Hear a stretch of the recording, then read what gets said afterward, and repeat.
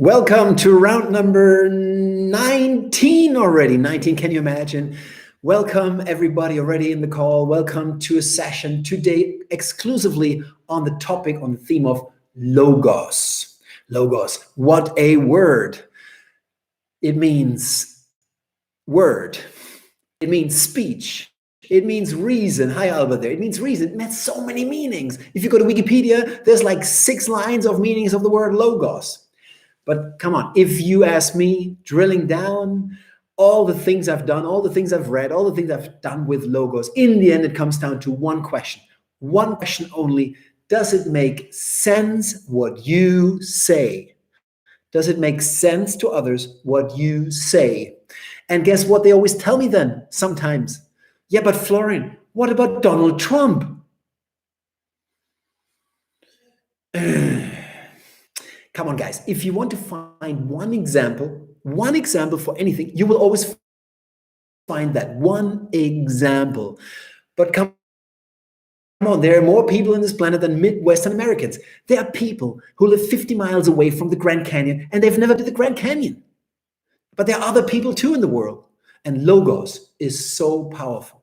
So today, everything is on logos. Alba, I see you're alone in this call. That's amazing, but you know, since it always stays online, come on, give me a question. What will increase? How can we increase our logos, our logic?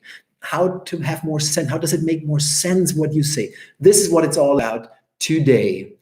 I have, as always, prepared some mind map, and if you don't ask me questions, I will be ready to shoot all the content in the world on logos. Who else do we have here? Now there's Albert and some more. Hi, everyone. Logos. Well, let's start. What do you think? What would be an element of logos that I can use in my speaking offline or online here that increases my level of logos? It makes more sense what I say. What could I use? Alba, what could I say? What could I use? What kind of element? What can I use? I usually have my nine groups of elements I use for more logos. Anyone? Maybe there's again a delay that always happens in life. Well, for now, I will start. First one, of course, facts. Yeah, but what about Donald Trump? Fake news, fake facts. Now, there is no fake facts, guys. These are 3 lemons, with or without the Donald. And this is the last time I mentioned the Donald. But these are 3 lemons. These are 2 lemons. This is 1 lemon. A lemon is not garlic. These are facts. Get your facts right. Great facts when you speak in an audience. Online, it's easy because you have the number of people, Alba, 1, right there. But you can also do your homework when you speak at a conference. And then you know that there are 123 people in the room because they tell you, the receptionist, you have to do your homework. And then you know there are 123 people in the room. Then you say, right now, with me, we are 124 people in this room. This is a fact. Facts are great. Don't do fake facts. Get your facts right, as you know. Any other thing than facts that I could use to increase my logos, my level of logic? Alba, yeah, authenticity helps here, but what you see now, you're mixing. Now you're mixing. The other day we had an entire session on authenticity. Authenticity for me, a huge ethos driver. The other mode of persuasion, logos, ethos, pathos, emotion. Credibility, authenticity. You drive it with vulnerability, with sincerity, with honesty. These are all authentic drivers. But now I really want to focus on logos. Does it make sense? We will get into that. Logos and ethos are very much connected, of course. But what is an element that really drives my logos, my logic of the speech? Another pattern for logic? Any idea? Well, numbers is another one. Numbers, examples, exactly. Hi, everyone. Hi, Juan. Of course, we just started, Juan. We're just the first of several elements we will have here that increase your level of logos, your logic is facts. These, I just said, are 3 lemons. And that's a fact. Get your fact right, but facts are very powerful in logos. Numbers. I know this can also be interpreted as a statistic because there's a percentage sign, 23. 23%. Numbers in general. Numbers are great. Always get into your numbers. Do you think, guys, I prefer personally, this is my opinion. Do I prefer unrounded numbers or rounded numbers? What do I prefer? Rounded numbers. We had 1 million turnover last quarter, or unrounded numbers. 978,723 euros. Of course, Juan, I am a great fan of unrounded numbers. You cannot challenge them. It's so hard to challenge unrounded numbers. Just get them right. The same with fact. These are 3 lemons. They are not 2 lemons. There's 1 lemon. So you get it right. I love exact numbers. I love them so much.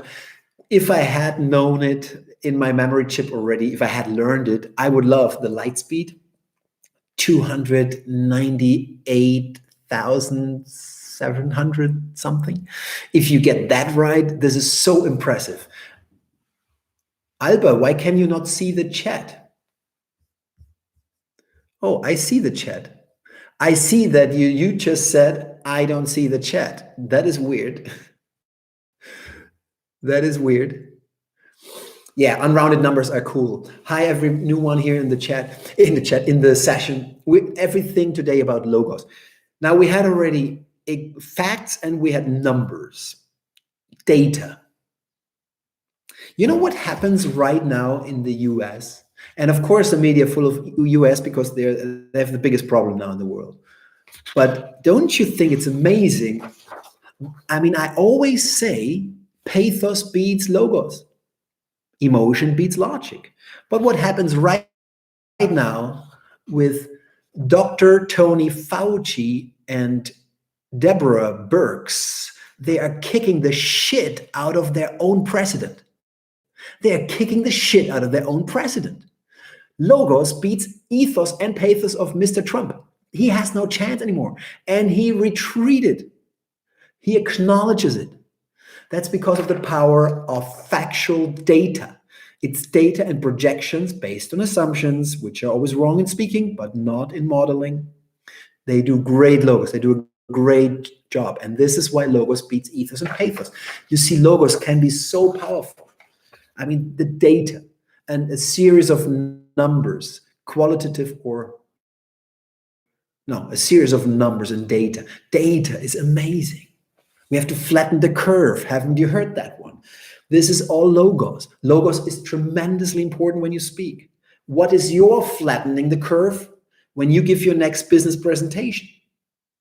I'm not saying you should talk about coronavirus and flattening the curve, but what is the data that you show that is so obvious? We have to flatten the curve. That makes sense. Every time an audience says that makes sense, you have great logos. And he is super happy. Still can't see the chat, Alba? Anyone cannot see the chat? Here, everything is cool. I have noise. The connection is good. More questions on logos. I have more questions on logos. We had already facts, numbers, flatten the curve. Yeah, exactly. But what is your flattening the curve? That's the analogy. What else could we use to increase? We talked about examples. Let me put examples to the end because that is for me the most powerful logos you have. Now it's working. Thank you, Alba. What else could we do? We had facts and numbers and data, the classic 3 ones. In Germany, there is a TV station, the second one, the public station, and it's called ZDF, ZDF. And facts, data, figures in German is Zahlen, Daten, Fakten. This is why everybody says ZDF. And everybody knows what it means. You have to have more logos. You need more ZDF. So that is easy. Now, in my world, I have 9 elements for more logos. These are the basic ones.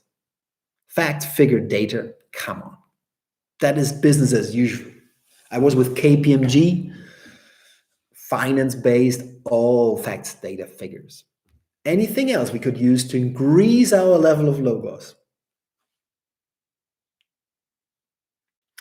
Juan just asked, do you change the ratio logos and pathos of a same speech depending on an audience? No, I will know who's the audience and I will adapt my speech. Okay, you mean the same speech come on, in the end, when you speak a lot, and even when I work with business people, you have your subject. And then, of course, with modular adapting, you can always have the same base, the same structure, and then, of course, you add more logos or more pathos. This is what we said the other day. Ethos always 100%, credibility always 100%, but the rest we play with more logos, more pathos, depending on the audience. In general, Juan, I never really think too much about it. When you add all three and you build them all up as much as you can, you will always triumph with any audience. This is my experience. Facts, data, figures. Research, great. And I love it. I love it when people say, Professor Dr. Simon Fillinger of the Tropical Institute of Singapore, he concluded in a study from the year 1986 that blah, blah, blah, blah, blah, blah, blah. And I'm always sitting there and think, yeah, man, that makes sense. And I have no idea who that Professor Dr. Simon Fillinger is. I don't know even if he exists. You get your logos right. Of course he exists then. But when you use these names of people, of institutions that are not so known, you give an explanation who they are and you give the study. And he concluded, dude, man, kills any doubt. Kills a doubt. I mean, that's so cool. Studies. And Job is not here today. Job, you're not here today. He knows, because in the trainings I always say it. I had a couple of sessions in his design school. Job, here you are, being able to simplify extreme. I just mentioned you. Being able to simplify extremely difficult subject is logos, like Hans Rosling or Harari. Of course, they use, I just said the example is the most powerful logos I have. In my world, it would be Hans Rosling, the demonstration. Just park it for a second. For sure, that's the big thing. But Job, you know it. I always mention it in my trainings. I've been with you guys. Whenever you don't know who made the study, Stanford University. Oh, that sounds so cool. If you say Harvard, it's so posh. Oh, Stanford University always sounds cool. Studies are amazing logos. I've just done an introduction course in German for my son's class and for his school. I did a 27-minute course, online course, Introduction to Logos, Ethos, Pathos. And one of the logos things I mentioned was surveys. In Q&A, how do you answer to somebody that challenges, new question, Juan, in Q&A, how do you answer to somebody that challenges an important fact or data that have used in your speech?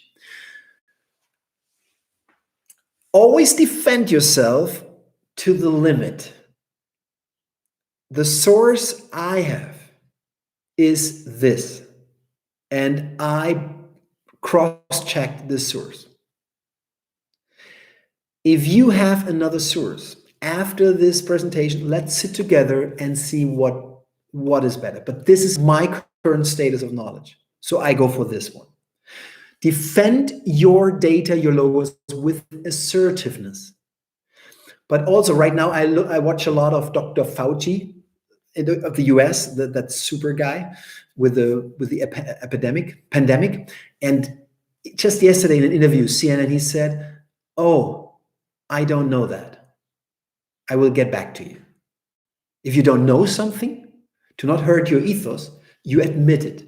But if somebody challenged your data and you have data which you checked and you drilled deep into your data, you absolutely sure this is correct, then you defend it with assertiveness, that's for sure. Hey, Conor, Vistage, yeah, Vistage. Conor is the president of Vistage, a great club, CO club in the world, C-level club, very good one. They have a lot to talk right now, I tell you. Anyone, we had demonstration, we had now statistics, exactly, statistic. Well, it's the interpretation of data. We've concluded that 23% are of the opinion that statistics are great. And in German, we always say, glaube keiner Statistik, die du nicht selber gefälscht hast. Don't believe any statistic you haven't falsified yourself, manipulated yourself. Come on, Le Monde, El País, New York Times, always their stats on the third page. Get it right, check them. And now with fake news, it's really difficult. But I mean, if you use your own statistics and you're absolutely sure that's it, that is amazing. Have you guys done surveys? Well, because surveys lead, or studies lead to statistics, but have you done surveys? Anyone has done a survey in his or her life? Anyone with KPMG? And my experience is, nobody answers, nobody sends back the information, nobody sends the answers. You have to go after everyone by phone. Can you send me the data, please? But once you have them, a survey, your own survey at school, yeah, Juan, and then you know, Juan, it's tough work, isn't it? But once you have the information, the data, wow, and you do a survey out of it, and you can publish it. Maybe you can talk to press, El Periódico in Spain, Catalonia. That is amazing. Surveys are cool. It's just hard work. But nowadays, of course, with all the tools, I mean, Conor, you know all those tools. You can use a lot of tools online to do surveys. It's so much easier than back in the day. Job, you see, students won't ever answer, but keep doing it because you have to reward them. Exactly, Juan, very well. Reward people for participating in your survey because they are boring as they don't answer. Cool. What else could we use to have more logos? Logos. Logic, it makes sense. What else could we use? Oh, this is the moment when you think about questions or comments. Spanish, red wine, as long as they deliver, I am fine. Today I went to the supermarket once again. Always go at 3 p.m. There's nobody. That's because they're all having lunch. That is Spain. You're so reliable with the lunch times, 2 to 4. Go at 3 p.m. Hey, Moira. How's it going? We were just going we were drilling deep into logos, man. Deep into logos. What about experts? Expert testimony. Expert testimony. What about that? Experts, of course, I think they touch all three of them. The great quotes of great people. Well, Nelson Mandela has a lot of ethos. Of course, credibility. Man, so many years in prison, and then he became the president of the country and freed and brought them together. This guy has more ethos than Mr. Aristotle himself. But quotes, good quotes, also make a lot of sense. So I put them in both modes, and sometimes they're very emotional. But definitely quotes from experts have a lot of logos. Do you have a great expert? You mentioned just now Hans Rosling. Hans Rosling is good for two because he's a great expert, but he uses demonstration. We're getting there in a moment. Demonstration is, of course, the Mount Everest of logic. When you see it, man, we touched that field in the other session on props. With props, we talked already about demonstration. Expert testimony. Okay, I'm a great fan to expand the bandwidth of expertise here. Because you always have to think from the point of view of your audience, of the people here on the screens, in the audience. Who do they perceive as experts? And am totally convinced, and I know it, that your mom, dead or alive, God bless her, mine is still alive, but some people don't have a mom yet anymore. Moms have a lot of ethos, of course, credibility for them, but they make sense. It makes sense. When my mom says it, that makes sense. I realized that using your moms for expertise, for expert testimonies, logos is very cool. I use my mom every single time I speak in public. Once I was in a restaurant, very Bavarian, big food, big beers. The beer tastes like a smoked ham. We are in Bamberg, northern Bavaria, world cultural heritage, very nice building, super cathedral, and that was my university town.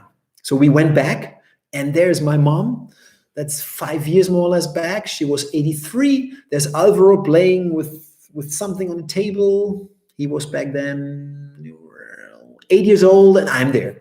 And we have an hour smoked ham beer. Yeah, job. Mom is logo, this pathos. Exactly. And with my mom, I'm having this. And my mom, for 42 years, she was an elementary 42 years elementary school teaching. So we're sitting there, our smoked ham tasting beer, dark. And I asked my mom, Mom, 42 years of elementary school teaching. What is your biggest lesson learned? And my mom, after a big sip, where there is no hook, you cannot hang a jacket. Where there is no hook, you cannot hang a jacket. How cool is that? And in your teams, in your lives, around you, there are people with no hook. Don't try and hang a jacket. This is great ethos, but it's also great logos. It makes complete sense. It makes complete sense. My mom was also elementary school teacher. Don't tell me that. Amazing. We have so many things in common, Alba. The other day, I realized you're not really Colombian because you're so logical. You must be German, and you're a Toastmaster, and our moms did the same. Amazing, Alba. Yeah. So we have expert. Oh, yeah. And I'm a great fan of Asian wisdom as well. When we're talking about quotes of experts, there's so much expertise going into all these quotes. And my favorite one is from Lao Tzu. Lao Tzu, always use Lao Tzu. Lao Tzu, nature does not hurry, yet everything is accomplished. Next time somebody says, you need the data, I need the data, you can do that. My excellent, is there anybody who has no one who was anything connected with teaching? Amazing. We have a lot of the group. Experts, another one. Let's go to the two biggest ones for me. The two biggest, well, you mentioned already in this chat, you mentioned the biggest logos elements for me by far. And we kind of touched both of them already. The first one is give examples. Give examples. Oh man, people always talk generically. I'm so sick of it. I had a normal childhood. No, like this one lady, she said, I had a normal childhood. I squashed beetles.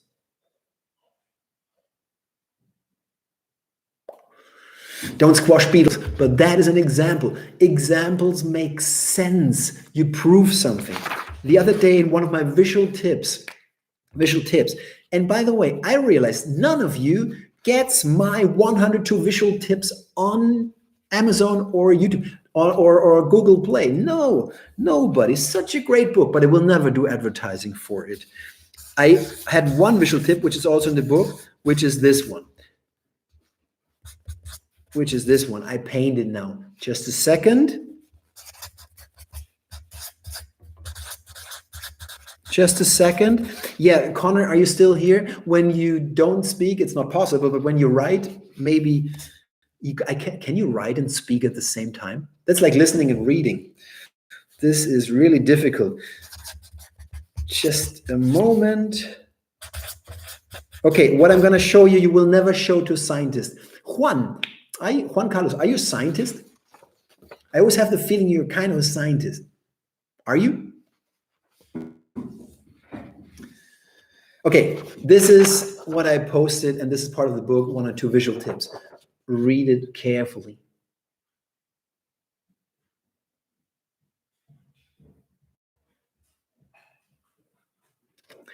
Have you realized that people in business speak like image brochures all the time? Like image brochures, and I call it image brochure crap. We create value for our clients, we solve problems, we have created a win-win situation with our provider. Yeah, that's, oh, thank you, Connor. Yeah, and don't show it to scientists, because one example, calling it a proof, they do this with me. Oh,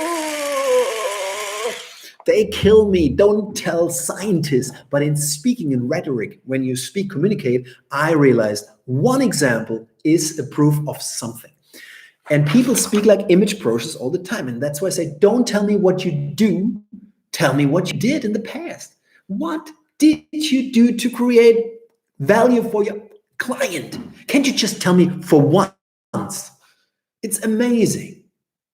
I don't care about what you do. I want to hear what you did. Every time you say that, you have to give an example.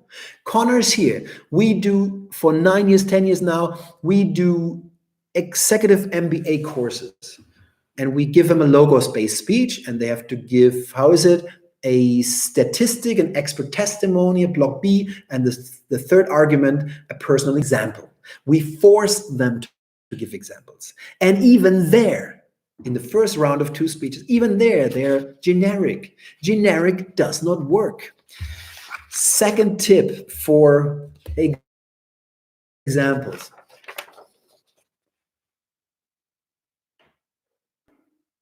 Don't show this to mathematical people, please.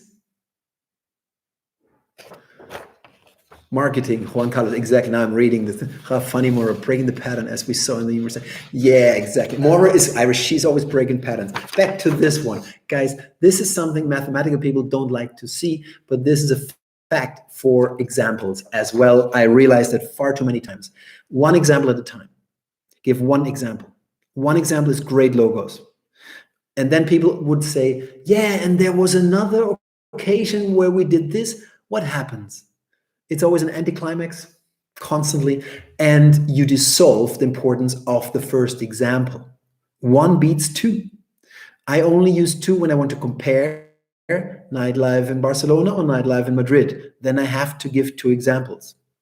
I give 3 when I want to sell the third one. But that is sales. Let's have a special session on sales. That will be interesting, because I'm not a sales pro, but I learned a lot of lessons about sales. Connor, you learned a lot of sessions about sales. Let's have one day a session on sales. That would be it. Anything else? You mentioned it. Hans Rosling. The late Hans Rosling. Yeah, that was tricky. John Zimmer, my fellow speaker and friend, we wrote Der TED Effect, which, by the way, now we're with the editor talking about an English version as an ebook. And I think they're falling like the walls of Jericho. I think they will do it. It's Munich-based. It's the first English book, but I think they will do it, because there's many things online on how to use camera and screen and sound, and all these topics are covered in that book. Makes sense. In that book, we wrote a chapter, Be Like Hans. Be like Hans Rosling, the great scientist from Sweden who passed away not long ago.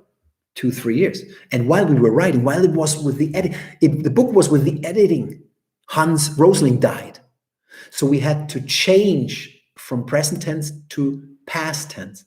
And we had to do in memorial a little paragraph there. Hans Rosling, check him out, amazing. I posted the other day his famous speech about world population with the laundry trays, amazing speech. Demonstration, when you see it, you believe it. And it's amazing what you can do. I don't even know now what I'm going to do with this. I don't even know. Because I wanted to break it the other day, and it's still on my table here. But you see, this is not correct. And this is how many teams are. And what your job as a leader is, you have to turn this into perfection, into an excellent team. You see, while I was starting to give you that demonstration with a broken wine cork, I didn't cork. Moira, don't get aroused every time I mention the word cork because you're from Cork. But you see, the moment I do this demonstration with something banal like a wine cork, it makes absolute sense. How do I get from that cork to that cork? Yeah, that's my job. And then it's metaphorical power, which is pathos. Everything's a little bit mixed here, as we know. Is there anything left for this session? Is there anything? We had facts, figures, data, surveys, statistics, research, expert testimony, examples, and demonstration. These are my 9. Testing could be a 10, testing. And we had quotes, but this is expert testimony. So this is more or less the whole range. I want you to give, finally, Conor, you can say yippee now, because I will use third-person knowledge. Conor, and those who know me, I know we cannot. What is new under the sun? Today it was sunny here in our biggest areas outside of Barcelona. But what is new out of under the sun?